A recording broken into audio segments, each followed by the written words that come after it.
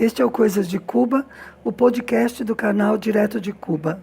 Se você ouviu o primeiro, já sabe que aqui vai encontrar minhas experiências na ilha. Coisas do cotidiano, curiosidades, fatos interessantes, tudo sob um ponto de vista bem pessoal. Os cubanos vistos por uma brasileira. Sobre o primeiro, uma amiga querida reclamou que eu só falei com São Paulo. Bem, eu nasci e fui criada lá, é a minha referência. Mas eu vou tentar falar com o Brasil inteiro. Agora eu vou dar um esclarecimento. Eu sou de esquerda desde muito jovenzinha. Na época da ditadura eu participava daqueles grupos de discussões marxistas, clandestinos, claro. E o grupo de que eu participava era de linha trotskista, era da Quarta Internacional. Então eu sempre tive uma visão muito crítica em relação ao sistema soviético e em relação a Cuba também. Eu tinha muito pouco interesse no que acontecia em Cuba. Então a primeira vez que eu venho por razão profissional realmente, eu vinha com uns mitos na cabeça, assim, tipo filme americano. A KGB, o serviço secreto, podem me prender, talvez eles saibam que eu não sou a favor, esse tipo de coisa. Mas, assim, o primeiro contato no aeroporto já desfez todos os mitos, porque a polícia, tanto da aduana quanto da imigração, faz um atendimento super agradável, super gentil, respeitoso, e desfez. Eu entrei tranquila. Aliás, eu tive muitos contatos com essa polícia, né? Tanto da aduana quanto da imigração, porque eu viajava com muita frequência. Nesse primeiro ano, eu viajei 3 vezes a trabalho, e a partir do ano 2000, que eu vim morar aqui, eu viajava a cada 6 meses. Depois que eu comecei a trabalhar, não, porque aí eu tinha férias anuais. Então, com tanta frequência, eu tive muitos contatos com esses trabalhadores, né, com esses funcionários. Uma vez, a história dos livros, por exemplo. Aqueles livros que nós fizemos, que eu comentei no primeiro, chegaram como bagagem desacompanhada. E eu tive que ir ao aeroporto liberar essa bagagem. E foi uma coisa super expressa, super fácil. E, além disso, eles tiveram interesse em saber o que era, curtiram, olharam, desfrutaram aquilo comigo. Não tinha nenhum rigor. E não é que eles não sejam rigorosos, não é que eles não controlem, ao contrário. Eu tenho o Ministério do Interior, a polícia cubana, assim, para mim é muito prestigiado, porque eles são muito capazes, eles são muito organizados. Tanto que o Fidel sofreu mais de 600 atentados e nunca conseguiram matá-lo. Eles são muito bons no que eles fazem. Mas nem por isso eles são grosseiros, nem toscos, nem super autoritários, nada disso. Uma outra vez, eu pedi, né, que meus filhos trouxessem vidrinhos vazios de remédio, porque como eu sou terapeuta floral, aí eu fiz a minha tese no mestrado, a minha dissertação, sobre o uso de floral com crianças com necessidades especiais. Então eu fiz muito contato com o pessoal da área de terapia e precisavam de vidrinhos com conta-gota. E eu pedi para os meus filhos me trazerem uma grande quantidade. Eles vinham de férias e trouxeram. Eu fui buscá-los no aeroporto e, olhando de fora, eu percebia que eles não conseguiam explicar o que era aquilo. Aí eu fui ao policial que estava na porta e disse, olha, eu preciso ajudar meus filhos a liberar aquilo, porque eles trouxeram para mim. E ele simplesmente me deixou passar. Eu nunca consegui fazer isso no aeroporto de Guarulhos. Consegui entrar à área dos passageiros que estão chegando. E muitas vezes eu tive necessidade, para ser sincera. Era impossível. E volto a dizer, não é que eles não sejam rigorosos. Não é que eles não tenham uma boa organização. É que eles são flexíveis, eles são gentis. Com florais também me aconteceu. Saindo de Cuba para o Brasil, eu levei um estoque completo de florais de Cuba, que a criadora do sistema generosamente me ofereceu. Então eu levei para o Brasil para usar com meus pacientes no Brasil. E era um monte de vidrinho com um produtinho dentro, né, que não tinha rótulo, quer dizer, tinha rótulo, mas não um rótulo comercial. E isso estava na minha mala. Nós já estávamos para entrar no avião quando nos chamaram. E foi engraçado, porque estava na mala da minha filha pequena.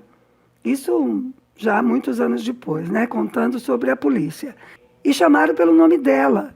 Então foi estranho que a dona Bárbara Gonzalez Chueire se apresentasse na aduana. E lá fui eu correndo com ela, nós já estávamos na fila para entrar no avião. E a policial me diz, a senhora tem que abrir a mala. E eu começo a tentar convencê-la que não. Ela diz, olha, ou você me abre essa mala ou você me abre todas. Falei, não, vamos abrir essa. Abri a mala, ela olhou, eu expliquei o que era. Ela disse, ok, fecha tudo de novo. E tiveram que abrir a porta do avião para a gente entrar, porque já estava fechado. Mas assim, não tem temor, não tem medo, não tem susto. Ninguém vai me levar para uma salinha, como acontece no Brasil, na verdade. Voltando a 99. No mês de julho, eu voltei a Cuba em uma viagem oficial também dos secretários de Educação e de Esporte de Guarulhos. Acontece que no primeiro semestre, eu tinha feito contato, eu como assessora política, né? A Secretaria de Educação tinha feito contato com o Guilhermo, que era dito de Educação da Embaixada de Cuba no Brasil. O Guilhermo era um personagem muito conhecido, ele ficou 5 anos no Brasil, e ele é que fazia todo esse contato da educação. Então, convênios, formação de professores, viagens para eventos, tudo isso era com o Guilhermo. E ele era uma pessoa ótima, muito agradável, muito aberto. Então, nós tínhamos feito um convênio de cidades irmãs entre Guarulhos e Havana. E no meio do ano, em julho, os secretários de Educação e de Esporte vieram conhecer Cuba. Eu e a Sueli, que éramos assessoras, viemos antes, preparamos a visita e eles vieram em visita oficial. Quem nos apresentou, quem nos ciceroneou, foi Sônia Cuesta, uma cubana que é minha amiga até hoje, uma pessoa muito boa, muito divertida, que já conhecia o Brasil, falava um pouco de português, porque ela tinha feito formação de professores em Diadema na primeira prefeitura do PT, lá atrás, na década de 80. E foi a Sônia também que nos explicou muita coisa sobre o bloqueio.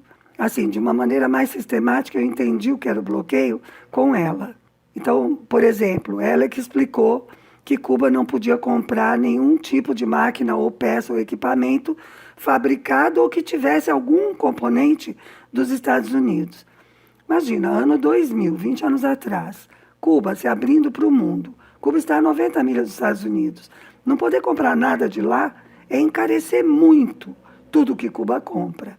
Isso explica a história dos carros velhos de Cuba, que as pessoas acham muito interessante, que Cuba tinha aqueles carros antigos, claro, eram carros de antes da Revolução, Ford, Chevrolet, e que eles não podiam comprar peças dos Estados Unidos, então eles fabricavam aqui as peças, como podiam, claro, uma coisa artesanal.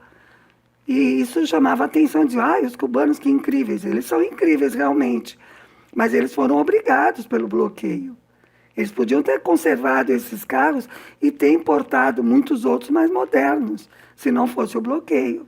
Bem, em 99 eu aprendi também, lá em janeiro, que os hotéis, os cubanos não podiam entrar nos hotéis junto com os estrangeiros, era isso.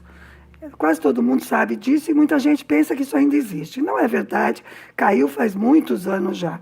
Naquele momento, sim, os cubanos não podiam entrar, isso tem uma explicação. Cuba estava se abrindo para o mundo e para o turismo depois de mais de 20 anos tendo relações só com a União Soviética. Então havia, sim, um certo temor do que esse contato com o mundo capitalista ia trazer, inclusive de corrupção de valores da juventude. Muito medo do que o excesso de dinheiro, o turismo sexual, tudo isso podia provocar aqui. E eu acho até que é bem justificado o temor. Então, os cubanos não podiam entrar com os estrangeiros. Aí eu volto a dizer, era assim, se cumpria, mas não é uma coisa violenta, não era uma coisa agressiva. Então, por exemplo, eu tinha um amigo cubano que entrava meio assim, escapando pela cafeteria e tal, e ia conversar comigo. Não era cômodo, não era a melhor maneira de resolver o problema. Por isso, nesse mês de julho, como eu tinha férias, depois da visita oficial, eu tinha férias. E eu fiquei mais 15 dias aqui. Aí, em vez de ficar em hotel, eu aluguei uma suíte numa casa de cubanos. Isso me dava 3 vantagens. Era muito mais barato que o hotel, porque era eu que ia pagar agora. Eu ia ter contato direto com uma família cubana, conhecer um pouco do cotidiano. E, além disso, eu podia receber visitas dos meus amigos livremente. Então, eu fui para essa casa. E foi aí que eu descobri que o meu curso de espanhol não estava me ensinando espanhol coloquial. Então, por exemplo, eu não conseguia me entender com a dona da casa para pedir uma panela de pressão ou um travesseiro. A gente chegou num ponto, tudo era a base de mímica, que ela teve que abrir os armários da cozinha dela e dizer o que e perguntar, né? Para eu apontar o que é que eu queria. Também foi nessa viagem que eu tive um choque cultural quando eu fui na padaria. Me ensinaram onde estava a padaria, quanto custava o pão, tudo direitinho. Eu fui lá, toda linda, pedi o pão. E aí o rapaz pegou o pão com a mesma mão que pegou o dinheiro e me entregou na mão. E eu não soube o que fazer com aquilo, quer dizer, eu peguei o pão. Ninguém tinha me contado que eu tinha que levar uma sacola. Agora, nem pensem que isso é tão estranho, porque na França era igual, também era assim a base de tudo na mão. Não sei como será agora, 20 anos depois. Aqui também já não é mais assim, tá? De qualquer forma tem que levar sacola. Mas eles separam pegar dinheiro e pegar pão, e eles pegam pão com a mão protegida, assim, tudo bonitinho, com muita higiene. O meu outro choque cultural foi o agromercado, que eu já conhecia, mas não conhecia para comprar comida para preparar. Eu tive que caminhar todo o agro. E aí eu descobri que era diferente, pelo menos das feiras de São Paulo. Aqui sim eu estou falando como paulista. Eu não sei como é no resto do Brasil. Mas em São Paulo as feiras são muito organizadas e são lindas. O agro era tudo meio misturado, meio sujo, os produtos não estavam higienizados. Você ia comprar tomate, tinha tomate de vários tipos misturado, podia estar ruim ou bom. O vendedor não queria que eu apalpasse os tomates, enfim. Mas eu fui aprendendo e agora já não é assim não, os agros são muito mais organizados. Existem agros de dois tipos. Existe o agro estatal, que quem vende é funcionário do Estado, e existe o agro particular, que é uma concessão do Estado, tem um proprietário privado e os funcionários ali são trabalhadores dele.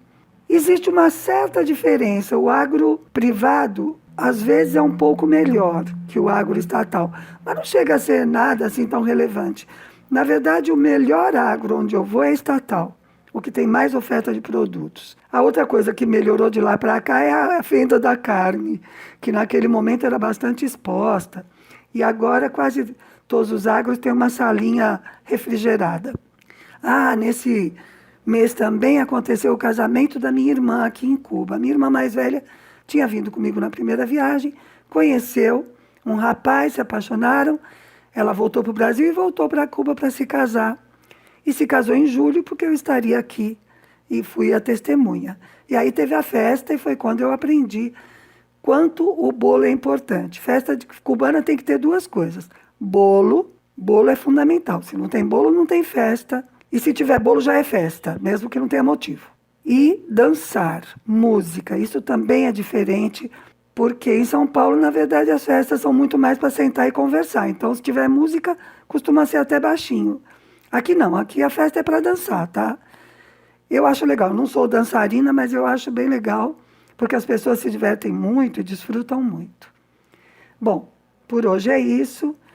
Eu espero que você tenha gostado. Se você quiser fazer comentários, por favor, se quiser sugerir temas, tem uma caixinha. E nós nos vemos ou nos ouvimos no próximo domingo.